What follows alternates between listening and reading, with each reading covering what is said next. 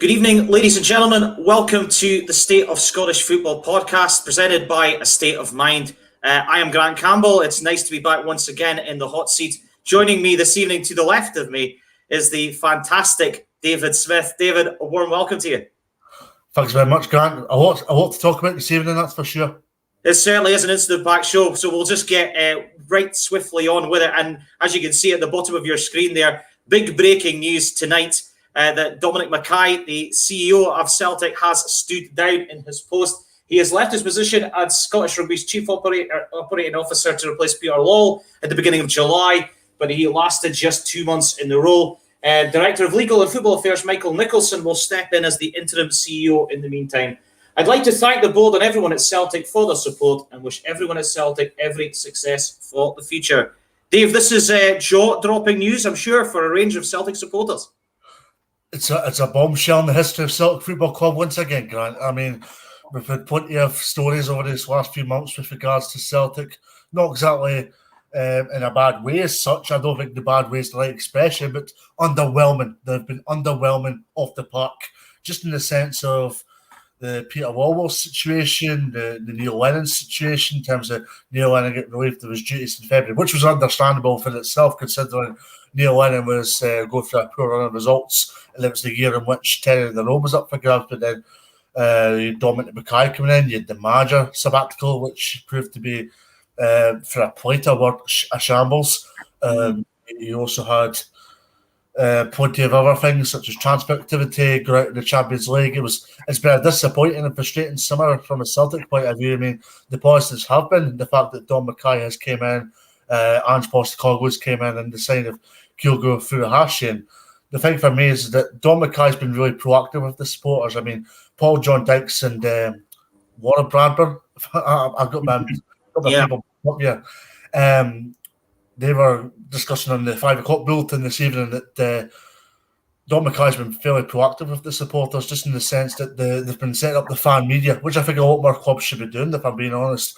I mean, the fan media is not exactly the be and end all in media, if I'm being honest. I do feel that the traditional media still has an offer to hold, but what the fan media has helped with, and Celtic have been true admirers of that, is the fan media has been successful just in the landscape of getting the message out there to the fans, and that's exactly what they've been doing. And Dominic McKay's been superb with regards to that. And one question I would have, despite this being our personal reasons, terminology about this, is if there was this pressure entitled to this position, then I'm just noticing a comment coming in here on YouTube by Stephen McGorrickle, and he was like, if the guy maybe shouldn't have gotten the job if he was under that enormous amount of pressure. There's obviously the personal way of this, but there's also you're under pressure. There's no luxury involved, we imagine, or of course being upstairs with a club, a Celtic Football Club's magnitude and the history of Celtic Football Club. Because I mean, you don't get enough time to obviously have free time. You're not going to be going into Buchanan Galleries on a Sunday afternoon and people won't notice who you are. You won't exactly be going to London, because Celtic fans are everywhere. They'll know where you are. And, I mean, Celtic have a big game against Ross County tomorrow, and that should be the sole focus for Celtic fans in the next 24 hours. And when Celtic fans got up this morning, they'd have been thinking, oh, it's a nice, easy Friday at work, isn't it? And then Celtic Football Club's media officer decides to crack a bombshell with the news. The rule we'll get on to, obviously, with Kyogo Furuhashi being injured for the next 4 to 5 weeks, probably maybe longer, and then the news regarding Dominic McKay. I mean, the Kyogo Furuhashi story was bad enough within itself, but then the Dominic McKay scenario was just getting from bad to worse. And Paul and Laura made a good point in the 5 p.m. bulletin this evening with regards to Ange Postecoglou. What does it mean for him now? I mean, we'll get onto the personal things regarding Dom McKay in just a minute, but what does this mean for Ange Postecoglou? Well, that was what I was going to ask next, because, you know, Ange has come in and done a tremendous job, you have to say, at Celtic. I think maybe Obviously, losing the game in the Champions League against Midtjylland possibly came a little bit too soon. Obviously, disappointing to lose the first Glasgow derby of the season before the international break against Rangers. But ultimately, he's still building this team. It's still a transitional team. And on the pitch, at least, Celtic look like they are beginning to have a direction again. And this news today, does it have a big effect for Ange going forward? Because it does leave his position, in my opinion at least, a little bit less clear to me. Yeah, definitely. I mean, that's the point that Paul and Laura made.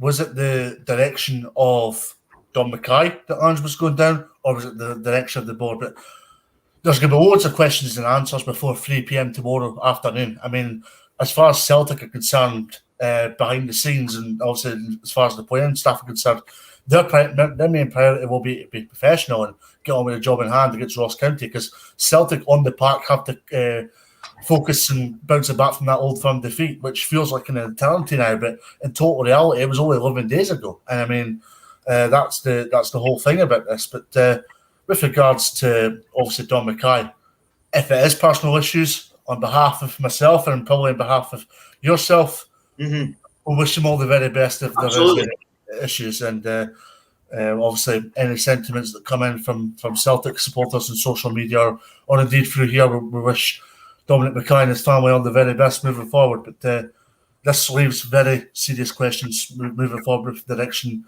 of Celtic Football Club, considering what's happened over the last 6 or 7 months. Yeah, I mean, Celtic fans knew they were going to be having a summer of change at the club. You know, McKay was to come in and to oversee this change. And as I mentioned earlier on, I think on the pitch, Celtic look like they have a direction at least to try and gain back the title that Rangers won last season. And I think this news, for me personally, it adds a little bit of muddiness to the situation. Now, people might be tuning in to this chat tonight and thinking, well, is it a big deal? Is it a big situation? You know, you look at major football clubs across the world, and we look at Manchester United as a great example, and all their issues they've had with the ownership of the Glazers and the situation with Ed Woodward in the past. There are a range of clubs in the game that have to have a strong leader, kind of as a kind of CEO, as a sort of kind of face of the club. And this news today, in my opinion, is very muddy. And I think we're looking for a sea of stability now for Celtic to try and move forward in this new revolution, in essence. And I think where we are at the moment is almost like just when you feel, as you mentioned earlier on, just when you feel like there is progress being made, suddenly there's a bump in the road out of nowhere, really, because I don't think anybody could have seen this coming. I certainly didn't, for sure. I'm not a Celtic supporter, so I can only comment as I see it. But, you know, I think you're absolutely right. We have to wish Dominic McKay well. We hope that whatever the situation is with him or with his family, we obviously don't know this. We're just merely speculating. But we hope that it is not too serious, and we hope he is back in the game in some shape or form in the future. But where do Celtic go from here? Is it business as usual, or do they have to try and see through this little period of kind of choppy waters through for the next couple of weeks or even couple of months? Before I answer your question, apologies if anybody heard an ambulance, because an ambulance just flew by my house. Yeah, I mean, tomorrow is a massive day for Celtic, not just off the park, but on the park as well. I mean, I alluded to it in the last question there. The players need to be professional tomorrow afternoon, as does obviously the coaching staff. And Ange has got enough of a strong mentality about him to dictate that he will have a strong leadership about him and an accountability about him to lead his players out to the park and get a good win. I mean, against the Ross County side that aren't to be undermined, because I mean it's a Ross County side that got a good draw against Batordry 11 days ago. And if Celtic get any slip up, we're talking about them not dwindling down the league table, but we're speaking about a Celtic side that are going to be under enormous pressure straight away after 4 or 5 league games. I mean, I know leagues aren't won in September, but you need to look at momentum, and momentum's a big thing in football. And for Celtic, they need to bounce back from that Old Firm defeat, and stability is one big thing right now. And we've not got on to Michael Nicholson yet, and he's good in terms of the short term for Celtic Football Club, but for Celtic, they need a permanent figure in there, and that must be the immediate priority. Yeah, absolutely. Of club themselves, and of course of the fans. Yeah, absolutely. A couple of comments coming on. Pedro Mick says, there's a lot of panic about this, and I get it. But what if McKay has found the gig too daunting once he's been in the door? That'd be useless in the long term. What's your thoughts on that, David? I mean, being a CEO of any organisation is a big role to take on, especially a club as large as Celtic is. I mean, if you're involved in any football club for that matter, Grant, it's 24/7, and it's no different in Celtic Football Club. Celtic Football Club is a different animal compared to any other club, probably aside Rangers, of course, just in the sense of the amount of phone calls you're having to make, the amount of time you're in your office, the amount of stuff that comes with being involved in the Celtic Football Club side of things. I mean, the fan liaison's a big thing. I mean, Don McKay was very big in terms of that, just in the essence of he was very big in terms of fan media, such as a Celtic State of Mind, getting on to the press conferences and doing stuff with both the men's and the women's team, which was hugely impressive. And I've never seen that kind of thing at another football club in Britain, especially. If I have, I'd like to be rectified and proved wrong, because I haven't seen it anywhere else. But I mean, for Celtic, they're still in a wee bit of a transition period, I think. If I'm speaking out of turn, then apologies, but I honestly do feel that they are still in a wee bit of a transition period, and this transition period will only exceed now because of this afternoon's news. I mean, we're speaking about a Celtic side that on the park that are very strong at home, but away from home do not have a plan B or do not have a solution. Because you talk about the Alkmaar result, disappointing. The Rangers result, disappointing. Tomorrow's a home game, and for Ange Postecoglou, it's an opportunity on the park to cheer up the Celtic fans to an extent, just in the sense of get a good win against the Ross County side that, excluding that Pittodrie draw, are struggling. So it's an opportunity for Celtic to go and put on a strong performance on the park, and off the park will take care of itself. But massive questions will need to be asked off the park alongside that if the on-the-park stuff does result in a strong victory tomorrow afternoon. This Dominic McKay story will run, I'm sure, over the course of the next few days and weeks, and you can catch it here on A Celtic State of Mind and also the State of Scottish Football podcast as well. David, you mentioned earlier, of course, Celtic play Ross County this weekend. Hugo Furuhashi out for up to a month with an injury. How big a loss will he be to Celtic, do you think? Yeah, absolutely. I mean, it's a massive miss. I mean, we're speaking about a player that's came into Scottish football and been a breath of fresh air. And there's people that are vibing him up to be a bit like Henrik Larsson, and you can understand why people are vibing him up to be a bit like Henrik Larsson, just in the sense of the way he plays, but also his ability to be proactive, his ability to be a box-to-box striker, but also his ability in the essence of being in front of defenders, giving defenders a nuisance of a time, and also of the essence that he's got his ability to score goals. I mean, apart from Edward and the belly, Celtic have been renowned for having good strikers, is what I'm trying to say. Sorry, I mixed up the words there.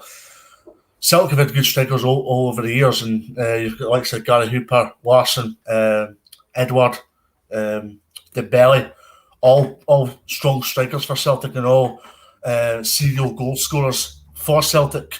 And Furuhashi is another serial goal scorer, and he's started life at Celtic very well. He's probably gained a Japanese fan club, considering what happened with Shusuke Nakamura when he was at Celtic back in the day.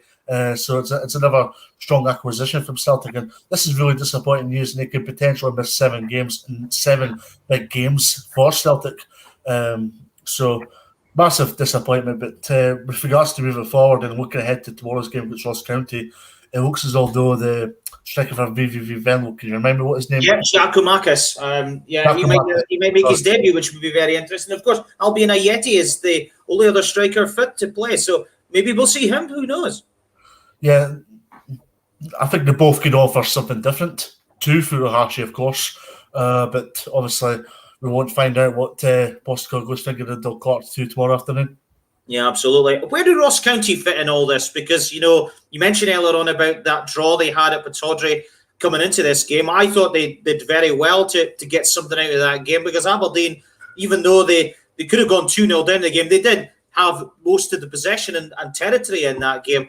But this is a bit of a free kick for Malcolm McKay and his team, isn't it?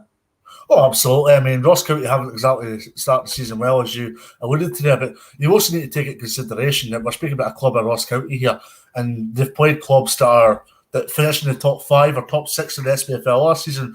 We've got Hibs, we've got Aberdeen, we've got St Johnstone, Rangers, Celtic to follow tomorrow. Ross County will have an easier run of games coming up, and that's the thing. Ross County will be looking at this and wanting to be respectable, but everybody knows Celtic Ross County games in the past. Ross County can be renowned for getting the odd result at Parkhead now and again. I mean, you only need to go back to last year to realise they picked up that shock result in the Cup, in the now called Premier Sports Cup. Used to be called the Betfred Cup, of course. Obviously, you need to go back just under a decade now for Ross County to go beat Celtic in the Scottish Cup semi-final. So Celtic will be taking this for granted, and as I alluded to, from a Celtic point of view, Celtic have got to have a professional performance, but also this is an opportunity for a smokescreen to an extent, just in the sense of putting a great performance. A lot of this Dominic McKay chat will be under the pillow for a day or two, and then as for Ross County, they've strengthened okay. They've not exactly been impressive, but Malky McKay has went out about his business really well, but he's got to back that up with performances in the park now. Tomorrow, as you alluded to, is a free hit for Ross County. Yeah, absolutely. A few people are saying that Abada might play up top, but that could be quite interesting as well for Celtic. Of course, he's been absolutely outstanding, the Israeli, since he's come to the club. Yeah, absolutely. And I mean, there was one thing I found out about Abada. Yeah. Sorry. Abada. That he's, I might be mistaken here, 55th in the terms of the top youngsters. I have no idea. You've done more research on that than I have. Yeah, I actually knew about this because I was doing a thing with Jack. He's a very good player. Yeah, fantastic player. He's got an ability and he's got a tenacity to expose defenders, but also he's got the ability to basically score goals, but also he's very good in terms of his hold-up play and his ability to play into strikers, and he's probably helped the likes of Furuhashi and everything, and he's actually very high up there in terms of passes made and assists made in a Celtic stretch since he's joined the clubs, which just speaks volume of the type of player he is. So it's time for prediction on this game. What are we thinking on this? Up until that game in the League Cup, of course, Ross County had it last scored at Celtic Park in 2014. So quite a long time that was ago. What do you see this one going? I fancy... Do you know what? I actually fancy Ross County to go and score tomorrow for some surreal reason. I'm going to go 3-1 Celtic. I am going to go for a very convincing 4-0 win for Celtic. They've blown Dundee and St Mirren away at home already this season. And, I think they could follow that up with a convincing win on Saturday. But there is, of course, one massive game this weekend, folks. It is, of course, the Edinburgh Derby, where the two Edinburgh Giants, Hearts and Hibs, will collide in Gorgie ahead of a big derby between what is currently 1 and 2 in the Scottish Premiership season. David, how good is the Edinburgh Derby?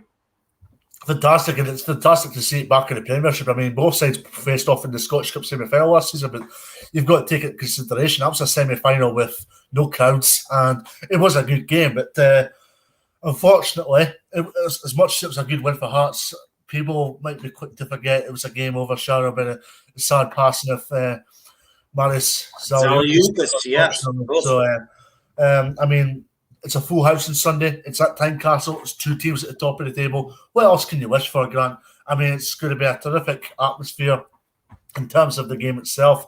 It's two teams that are in form. I mean, Hearts have probably exceeded a bit of expectation so far this season, just in that aspect of how well they have done. They probably have done a lot more than people were expecting them to be. I mean, the Celtic game at the start of the season when they won 2-1 was probably the stepping stone for them to go and play in the way they have. And the thing is that to get victories away to St Mirren and Dundee United is no mean feat. I mean, because Tannadice, going away to Tannadice and St Mirren Park respectively is tough, and Hearts need to be applauded for that. And as for Hibs, they've not had the same formalities as Hearts in terms of they haven't played what we could describe as harder opposition. But what Hibs have done is they've been resilient about their play. They've had a bit of stability about their play. But also, you've had the likes of Boyle, Dodge before he got injured, Nisbet, all start the season very well. I mean, James Scott's a good addition to Hibs on loan from Hull City as well. They can improve at the back, but hopefully they can get a bit of confidence off the back of Paul McGinn getting called up to the Scotland squad this week. I mean, there are still additions to be made at the back as far as I'm concerned, but the big question from a Hibs point of view is where does Nathan Wood fit into this? Because, of course, he came in from Middlesbrough on deadline day. Obviously, the Hibs fans might have been a little bit frustrated there wasn't any more additions, but, I mean, it's a big game on Sunday, and whoever wins this will obviously be happy, because I made the point to Amy Canavan last Thursday in this show that if your heart's a Hibs fan, as much as you want to finish high up in the league table, and both the clubs have good expectations about their clubs, it's bragging rights, isn't it? Correct. Aye, yeah. Yeah, absolutely. Well, Jack Ross knows all about winning at Tynecastle. Of course, Hibs last won at Tynecastle in 2019, and he was speaking earlier today. Yeah, I think it's a brilliant fixture. Any time we missed it last season, the fact it's coincided with supporters being back in the stadium, and then that extra dimension that we've both started the season so well and occupy the positions in the table we do, just adds, if it needs anything, but just adds that little bit to it. So it's been quite a stage build up for us because we've so many players away, but I think the game takes care of itself in that regard. I think we're all excited by it and very much looking forward to a terrific occasion. Absolutely. Very interesting words there from Jack Ross. David, that game in question was on Boxing Day in 2019. Martin Boyle scored both of Hibs' goals in the first half of that game. How crucial will he be in this derby? Yeah, massively. But you also need to take into consideration, based on your original point there, that Hearts had a different team in December 2019. We've had a COVID pandemic. We've had Robbie Nielsen come in.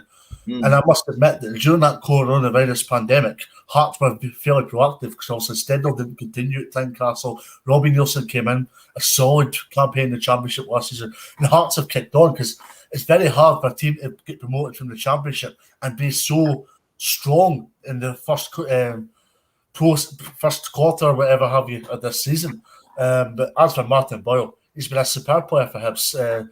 He's tied himself down a contract despite interest from Aberdeen recently. I watched him for Hibs against Dundee a few weeks back, and he was superb in that game.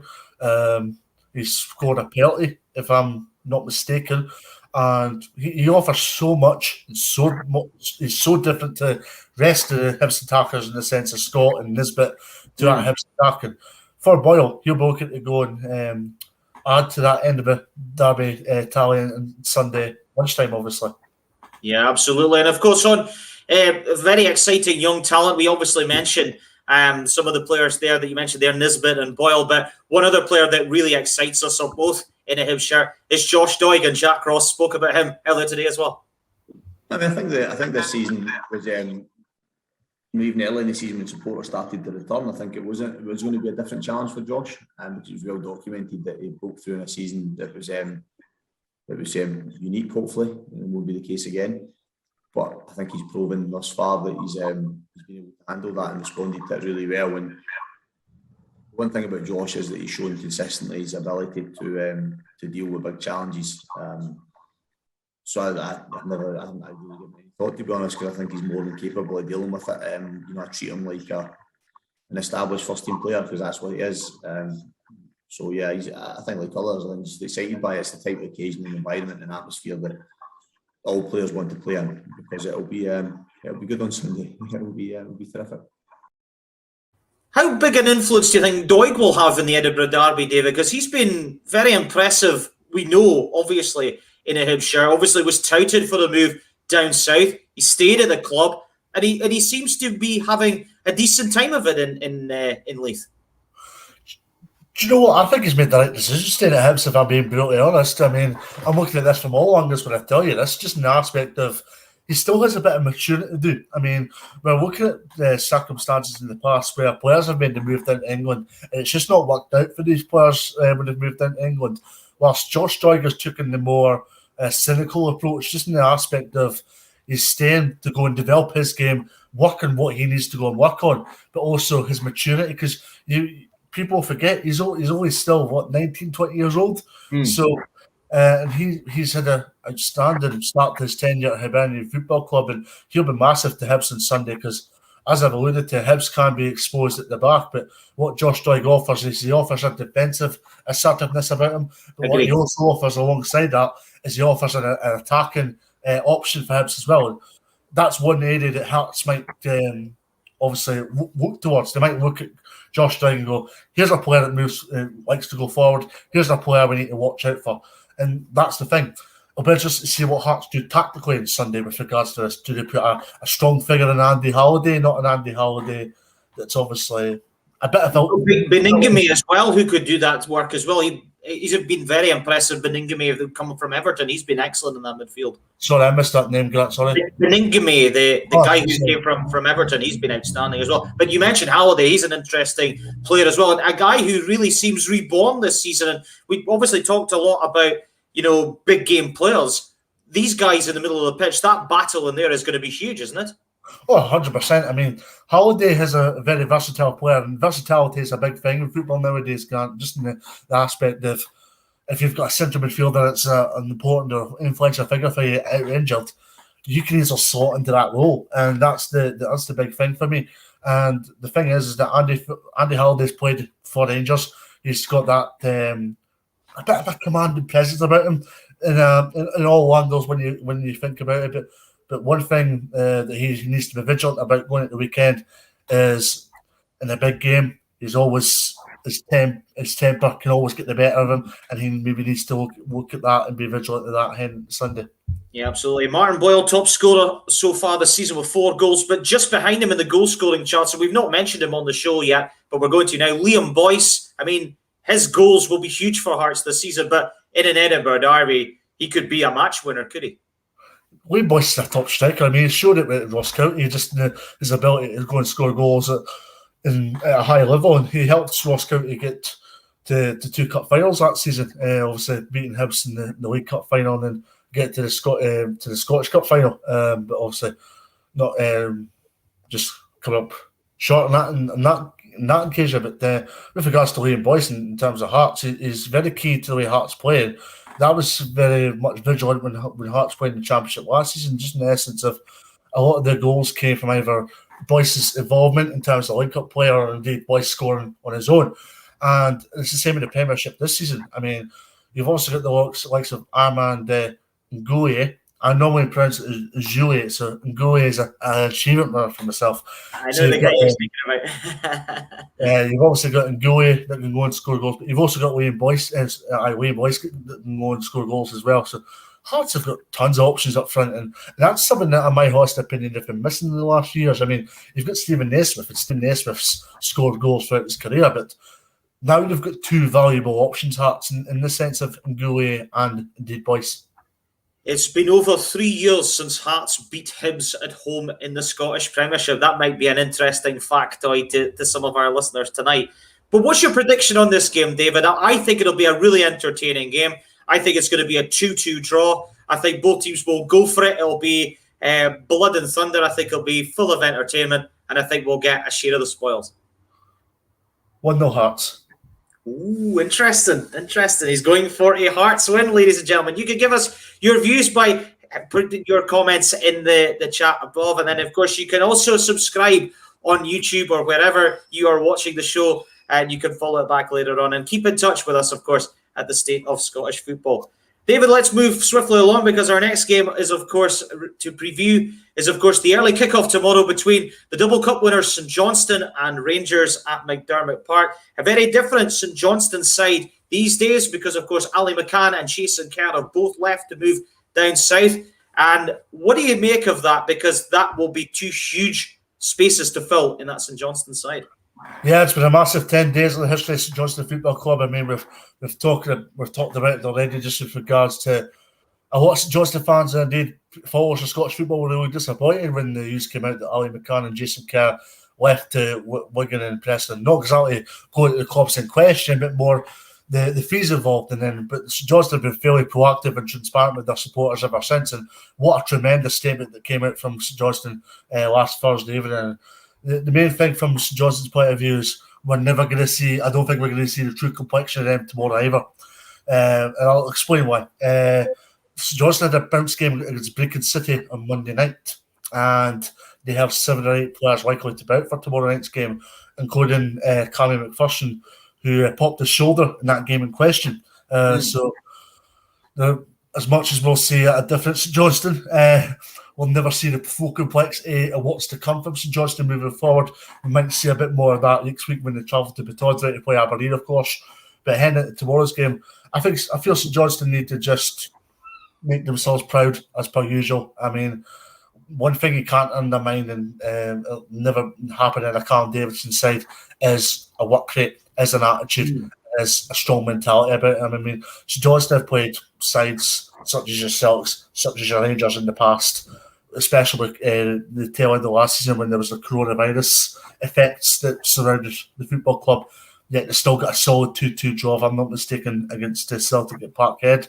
And then they played Livingston and picked up a solid draw when there was the coronavirus issues there as well. So that's one thing you can't undermine with St Johnstone, is the fact that they've got a strong mentality about them. And like say your Xander Clarks, who's just came back from Scotland duty, Sean Rooney's, if he's obviously fit, of course, and various other players such as McCart will be key to St Johnstone tomorrow. Because I mean, that's one thing from St Johnstone. We've spoken privately regarding this.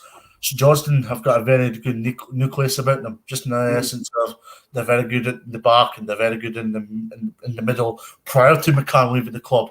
Whether that changes moving forward because of McCann's departure, well, time will tell. But one thing that lacks from St Johnstone is they don't have a goal scorer. I mean, they've got Glenn McLean that's creative. They've got Chris Kane that can always score a goal here and there. Big old Halloran as well. Yeah, correct. But these players in question, Grant, do not have a 20-25 goal a season pedigree in them. And that's the most frustrating thing. But I mean, when you take recruitment into consideration, they've signed Ali Crawford, tremendous signing. I think that's a great signing. The Docker from Brighton, have heard good things about him, and Cammy McPherson indeed from St Mirren. But as I alluded to, tomorrow's going to be an interesting one from a St Johnstone perspective because of the 6 or 7 players that are out for tomorrow, we're never going to see the true complexity of St Johnstone, and we'll probably see a better picture of them at Pittodrie a week tomorrow. As for Rangers, obviously, I've maybe just overstepped the question you were waiting to ask. Well, I was going to wait to say, I mean, obviously the big talking point with Rangers is, of course, Yanis Hadji testing positive for COVID-19. He'll be out of this game, but Rangers coming into this game off the back of that win against their bitter Glasgow rivals Celtic, I mean, they'll be really chomping at the bit and really keen, I'm sure, to put the hammer down and start making sure that they're having a good defence of their title.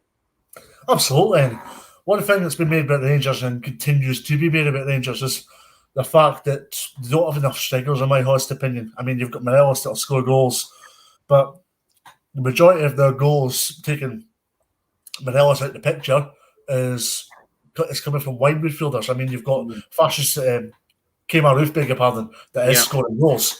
But alongside that, you're relying on the likes of Ryan Kent, Hadji. So Hadji's going to be a big miss for Rangers tomorrow. And it's going to be interesting to see what systems Stevie Gerrard comes up with heading into tomorrow lunchtime's fixture, which is obviously live on Sky Sports and probably on BBC Radio Scotland as well. So it's going to be an interesting one. But for Rangers, I feel that it's an important game for them tomorrow, just in the essence of their kick-off at 12:30. There's a lot of uncertainty around Celtic at this precise minute in time. And getting a good win at lunchtime tomorrow will help that club massively. Yeah, absolutely. I mean, St Johnstone in the past have been a bit of a bogey team for Rangers, particularly at home. They have had a couple of score draws over the last couple of years, but you know, I just have this feeling that Rangers are going to step up their game now. They've got that win, as I mentioned, in the Glasgow derby. They've had a bit of a mixed start. You know, I don't think they've hit top gear yet. This is the thing with Rangers. I think they've missed a couple of key players, particularly Ryan Jack in the middle of the pitch. Not sure Ryan Kent's hit the form of last season yet. He's not really got going. But I do feel that Kerr and McCann will be such a big miss for St Johnstone. And as a result, I am going for a 2-1 Rangers away win. What are you going for, David? I fancy, I'm going to go 2-0 Rangers here. Just one last point on Rangers. Obviously, Robbie McCrory, I should say, mixed up there. Had a brilliant game in the Glasgow derby against Celtic. Do you think he'll start? Do you think Alan McGregor will come back in? That's going to be an interesting development. It's a very good question. I mean, Robbie McCrory, I think, has done enough to cement his place in the Rangers lineup, but I would also question that assessment and aspect of when it was Old Firm Derby, or what Celtic fans call it as the Glasgow Derby. He wasn't really troubled enough, and that will have been the big thing. But I mean, Robbie McCrory hasn't done any chances of cementing his place in the lineup any harm. So it's good to get competition. I made the point in the show last night with regards to Alan McGregor, Grant, just in the essence of Alan McGregor had John McLaughlin as backup last year, and it probably helped Alan McGregor just in this sense of he had an experienced, stabilised custodian in the shape of John McLaughlin, which probably helped Alan McGregor have the season he had. Yeah, absolutely. Moving swiftly on because we are running short of time on tonight's show. I mean, big game coming up here, David, to preview. 10th place, 12th Dundee against Livingston. Livingston pointless after 4 games played. Dundee just the 2 draws, but they, of course, did have that win in the Cup against Motherwell just before the break as well. This is a huge game, I feel, for both teams who are definitely at the moment in a battle to survive at the bottom, even after 4 games. Definitely. I mean, from a Dundee point of view, and I'll overstep your question here because you obviously have the interesting one with regards to whether, like, Griffiths will start tomorrow for Dundee, because, I mean, I'm going to go a bit tactical here when I say this answer, because Dundee are renowned to having one up front. They've done that since the first game of the season, right? Obviously, they used rocked last week that Charlie Adams going to be out for a few weeks. So the question is, do Dundee have the approach where they continue their 4-1-4-1, the 4-1-4-1, just in the sense that they have Byron as the defensive holding midfielder, and then the 2 wingers of McMullen and McCowan, and then they have the 3 in the middle, which would be Anderson, Adam, who won't be playing tomorrow. Won't be playing. Yeah, and McCowan. Yeah. So do they maintain that system, or do Dundee go with a more attacking approach to this and put Byron as a CM rather than a CDM, and put 2 up front in the essence of Griffiths and Cummings? That's the $1 million question here. I mean, Dundee are in a good position, just in the essence of they've got a lot of good things and positive things going for them, just in the sense of the way they play their football, the recruitment. They've got a lot going for them. And Jason Pake's always answered the question whenever he's been under pressure or whenever he's been told to or asked to go rectify things. And Gordon Strachan gets a really bad name for himself, considering what's been happening in terms of his 2 involvements at both Celtic and Dundee. But one thing from a Dundee point of view that you can't undermine is he's been really good to James Pake. And Jason Pake's been on media every time going that Gordon Strachan's been a massive influence to him in terms of the way he conducts his management on a daily basis. But back on the park, if Dundee can go and win tomorrow, it's a massive gap between Dundee and Livingston. Well, but some 5 points clear, which is huge. And that's what I was kind of alluding on to my sort of part B to that question. Are Dundee slightly unlucky to only have 2 points? Because they did play really well in the game against Hibs, didn't they? And they only narrowly lost against Motherwell. And then, of course, on the opening day, they came from behind twice to get a point against St Mirren. Well, when I've seen Dundee against Hibs, I've seen enough in Dundee to suggest that they will not be a bottom 2 side. I mean, I hope I don't get a meme in May with the Dundee United fans. Yeah, I've seen enough in Dundee to suggest that they had plenty of attacking ability about them, because in that opening quarter of an hour when they played Hibs, they were fantastic. And Hibs had to go and chase their system because Dundee were that good that day in the opening quarter of an hour of the game. And they took the lead early on in that respective game. Hibs came into it after... and probably going 1-0 down was probably the best thing to happen to Hibs that day. But across the park, there's so much to offer from Dundee. Adam Wexton's is an under, what's the right word? An under. He doesn't get enough credit from my liking. He's underrated. He's underrated, but he's also under the radar at Dundee.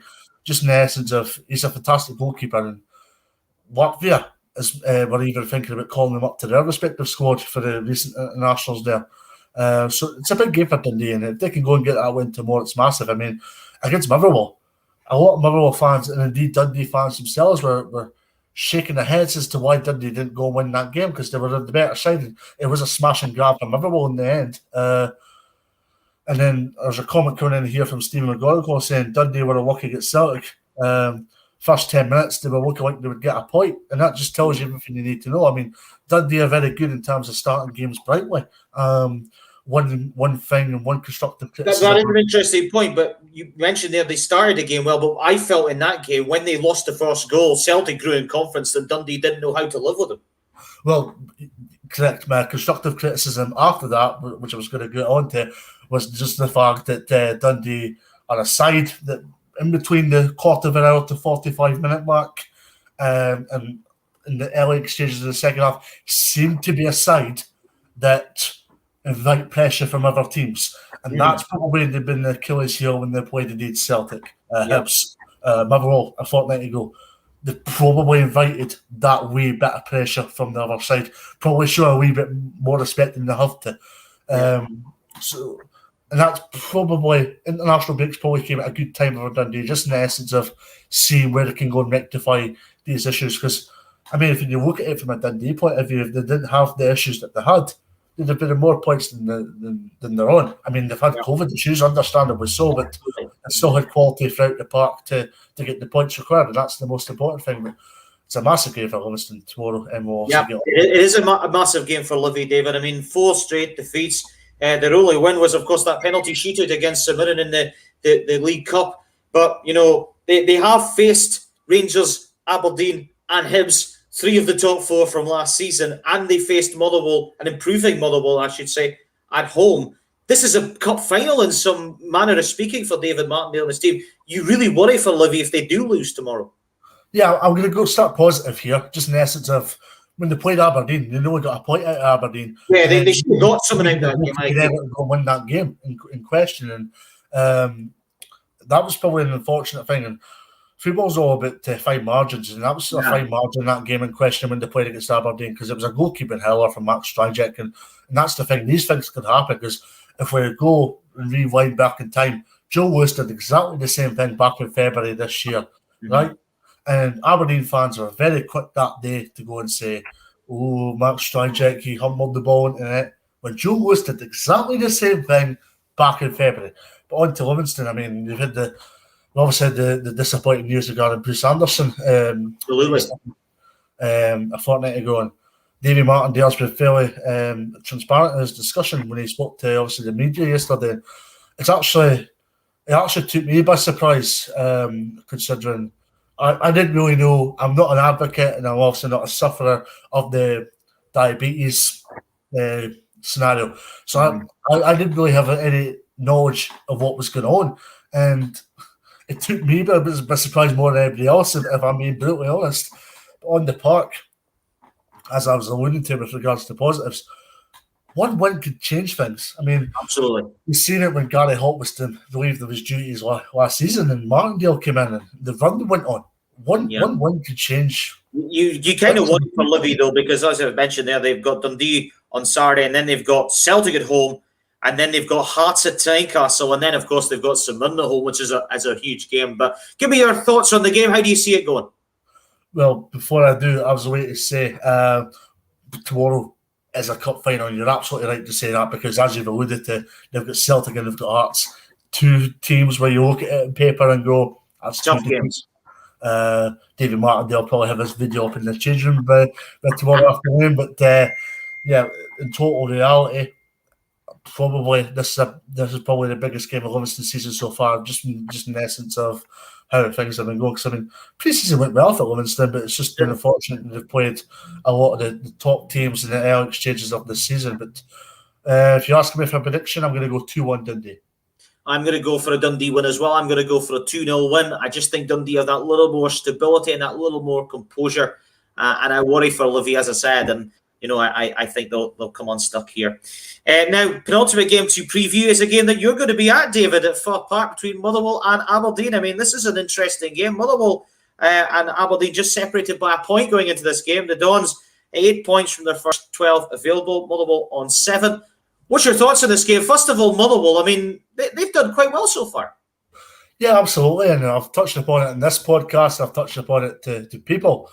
that just in the essence of Motherwell excited me when I watched them against St Johnstone, and I don't know, but for some good goalkeeping from Xander Clark on top of some a lack of clinicality in front of goal, I felt Motherwell would have beaten St Johnstone that day in question. So I was very impressed with Graham Alexander's side. And Graham Alexander's a manager that's renowned for having a bit of defensive organisation about it, but he's also got the best out of players such as Tony Watt and Van der Veen. I mean, this is probably a key moment in Tony Watt's career, because I mean, he's not exactly kicked on from what happened at Celtic when he moved on from Celtic, and he's not really been settled at a club. St Johnstone was decent enough for him, but Motherwell, he seems to be more at home at Motherwell, and he's scoring goals at Motherwell as well, and that's a good thing, because if Motherwell are going to be decent this season, they need goals, and that was the problem. And that was the Stephen Robinson's Achilles heel last season. They didn't have enough goals in them, as far as I was concerned, and they've taken two good strikers in Van der Veen and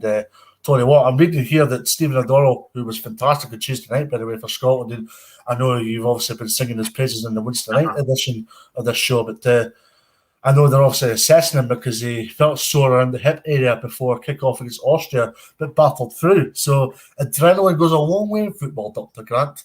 Yeah, absolutely. I mean, you mentioned about Tony Watt. I mean, he's got a potential opportunity as a pundit on Sports Scene, you know, when he does hang up the boots, because I thought he was very good in the under-21s analysis earlier in the week. But he's really hit the ground running. 3 goals already so far this season. Jake Carroll is suspended for this game. He was sent off in the last game against Dundee. But Aberdeen, you know, where do you see them so far? They did draw against Ross County. They did find a way to get a point in a game that was a very frustrating match against Ross County. But what's your opinion on the Dons under Stephen Glass so far this season? I think it's been a bit of a mixed bag, to be honest.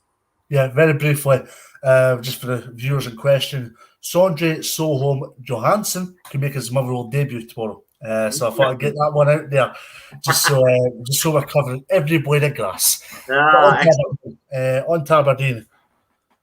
You've been very proactive in your approach, Dr. Grant Campbell, and it's a big game for Stephen Glass as far as I'm concerned tomorrow. I feel just from the essence of, there's a lot of optimism around Aberdeen at this precise minute in time, but that's 5 games without a win, right? We're not talking Old Firm here. We're not talking Dundee United. We're not talking Dundee. We're not talking any big clubs. We're talking Ross County, Quarterback, name another. Rafe Rovers.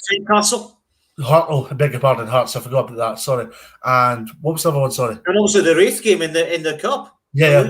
So we're speaking about games taking Hearts out of the equation here. We're talking about games where Aberdeen were expected to first and foremost be favourites, but also win games comfortably. I mean, particularly the Ross County game. That was a big disappointment for me, especially at home, because in my opinion, I see, and no disrespect to any Ross County fans tuning into the show, but I actually fancy Ross County to go down this season. So for Aberdeen to have only got a point in that game must have been a huge disappointment for the majority of Aberdeen supporters, I would have thought.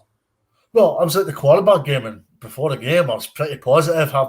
I didn't really do my thorough homework in Aberdeen, if I'm being brutally honest, but having spoken to Aberdeen fans, and yourself included, I was fairly positive about this game, and a lot of Aberdeen fans in question were really positive about that game as well, just in essence of the fact that they played in that atrocious pitch along the Armenia, Armenia, and no, Azerbaijan, beg your pardon. Azerbaijan.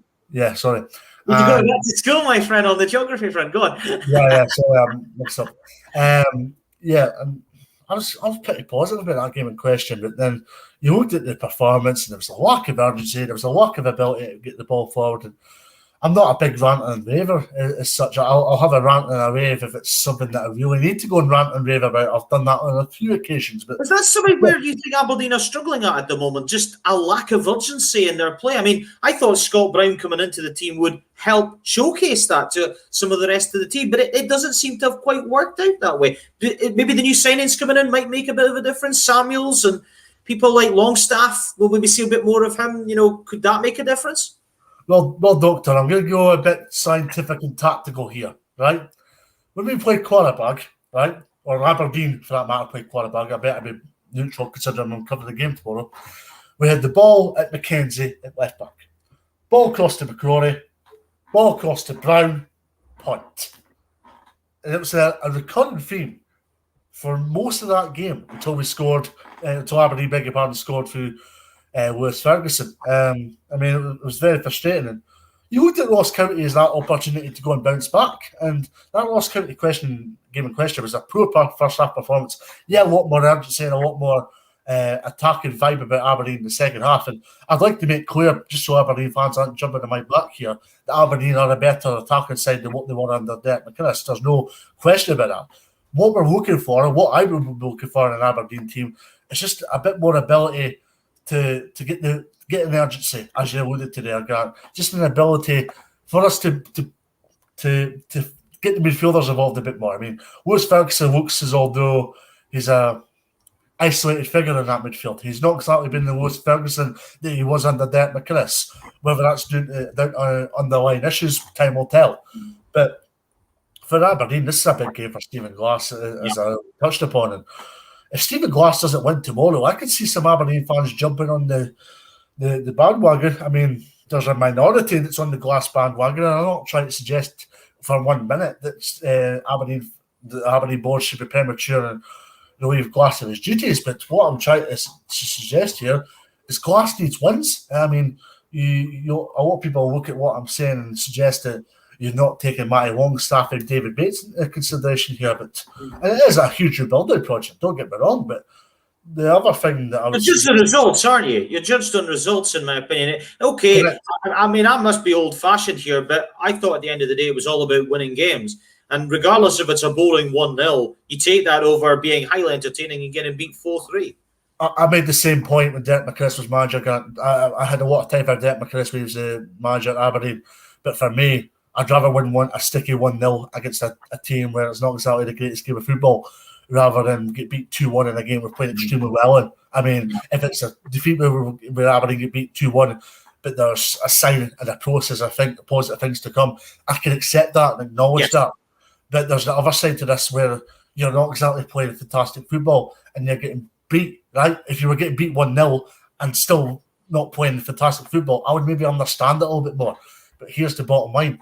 We're playing games of football and not looking like we're having an ability to go and win games of football. I disagreed with Stephen Glass and Willie Miller's comments a few weeks ago when they suggested that the Quarterback were a level above Aberdeen, because they were a better team than Aberdeen, don't get me wrong, but I don't think they were a level above. I mean, if they're a level above, I mean, I ask questions of Aberdeen's mentality, if I'm being brutally honest, just in the essence of you've got like Scott Brown that's been there, done it, and won a T-shirt. And this is a big game, but Fir Park's no easy place to go, and Aberdeen will need to be at it from the word go to go and get a result. And I mean, it will be an interesting one because you've also got Longstaff and Bates that'll probably come straight in, and you've got Austin Samuels, as you alluded to there. This is probably a big game for Austin Samuels in a way, considering Aberdeen have been misfiring of late. You've also got Ramirez has been doing well for himself, but Jet's been underwhelming for me. He's been up and down. Yeah, exactly.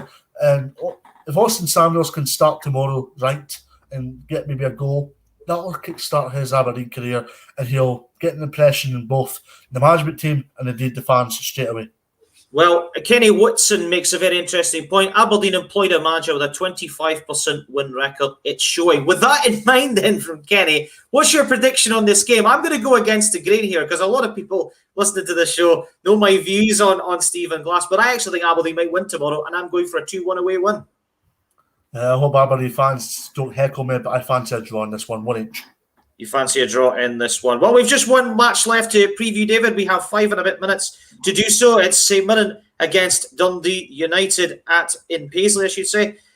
This is an intriguing game because, you know, last season St Mirren won 5-1 at Tannadice, but the last 2 meetings in Paisley were both goalless. So could we be in for a bit of a bowler fest tomorrow?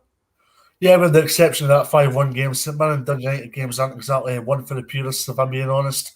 I mean, this is a game that has a lot of high significance for both teams. Looking at, I mean, Dundee United, with the exception of what happened at Pittodrie, have had a good start to the season. I mean, the Hearts and Aberdeen scenarios were just a little bit of too much too soon for Dundee United, because I mean, when you look at it, Thomas Coates is still trying to instill a philosophy and a process in the United squad, and they're a different kettle of fish to what Mickey Mellon was last season. Mickey Mellon was a lot more laid back in his approach, while Thomas Coates is a lot more ball to feet, and let's try and work away, which I can acknowledge and appreciate what he's trying to do. But one thing that he's also doing, which is successful from a Thomas Coates perspective, is he's got the ability to grind out and win games of football, despite the fact that he's trying a different approach. It's not as though he's coming up unshot, considering he's trying a different approach, and that's the big thing for me. The big thing for me as well is Jamie Robson leaving to go to Lincoln City, because he was a massive part of. Absolutely, that's a big loss, I think, for United. And had he not had that performance against Rangers, I don't think he'd have been in the shop window, if I'm being honest. I mean, we're speaking about Robson, and he's worked under different managers. People are quick to forget he's been at Tannadice for 6 years now, and he'll be a massive miss, as was Shankland, of course. But on to St Mirren, this is a big game for St Mirren. You need to take into consideration that in the city of discovery, obviously Dundee play Livingston, and there's going to be points dropped or points won either way, and that's two teams that are near the bottom of the table, of course. So it's a big game for St Mirren tomorrow. And Jim Goodwin's done good due diligence in terms of his recruitment, but he needs to back that up, and he's not exactly got off to the start he'd have wanted to. No. And he's also had his own COVID issues, but he'll be looking at this as a reset button and an opportunity to go and get some points, and much needed points, on the table. St Mirren have the second worst defensive record in the league. Only Dundee have worse goals conceded. United don't score many goals. St Mirren obviously conceding plenty. What are we thinking in this game? I'm going to go for a 1-0 Dundee United away win.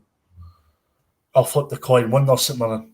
Interesting predictions and comments, of course, from David Smith. Remember, if you're tuning in, to subscribe to the State of Scottish Football. We're live every weekday from 6 till 7 o'clock. You can follow us at State of Mind. Just before we come to the end of the show, David, obviously we're working away at our predictions challenge. We've obviously covered the main games of the Scottish Premiership, but the three games that we have in our challenge this week: Inverness, Partick, Alloa, Falkirk, and Kelty against Elgin City. Very quickly, because we're very much coming to the end of the show, your predictions on each of the three games. Yeah, Inverness, Cali Thistle 2, Partick Thistle 1, Alloa 0, Falkirk 1, and I'm going to go Kelty 3, Elgin 0.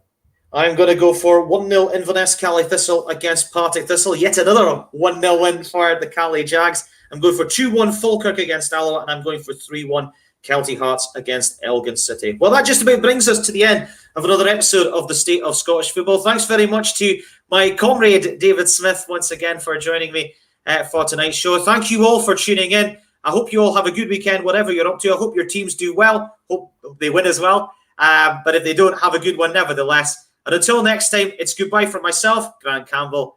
All the very best to you. Good night.